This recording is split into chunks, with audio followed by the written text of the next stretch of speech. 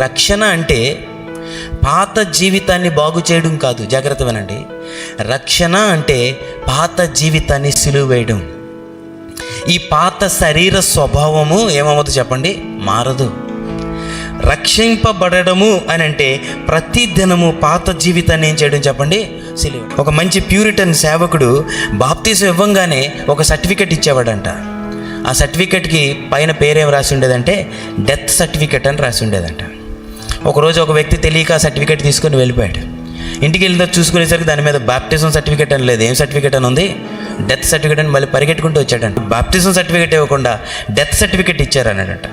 నీకు డెత్ సర్టిఫికెటే ఇవ్వాలన్నాడట. ఎందుకంటే ఇందాక నిన్ను ముంచాను కదా, అప్పుడు ఏం చేశానంటే నిన్ను సమాధి చేసేసాను. ఇంకా నువ్వు మళ్ళీ బ్రతకవు. ఇంకా నీ జీవితం ఏమైపోయింది? సమాధి అయిపోయింది. ఇప్పుడు నువ్వు జీవించావు, నిన్ను లేపలేదు నేను. ఎవరిని లేపాను? నేను యేసు ప్రభుని లేపాను. ఈ రోజు నుంచి నీళ్ళు ఎవరు జీవిస్తారు? యేసు ప్రభువు జీవించబోతా ఉన్నాడు.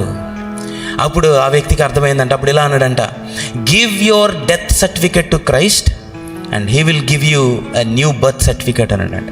నీ డెత్ సర్టిఫికెట్ తీసుకెళ్ళి యేసు ప్రభు దగ్గర పెట్టి మోకరించి ప్రార్థన చేయ, ప్రభువా నా మరణాన్ని, నా డెత్ సర్టిఫికెట్ నీకు ఇస్తున్నాను.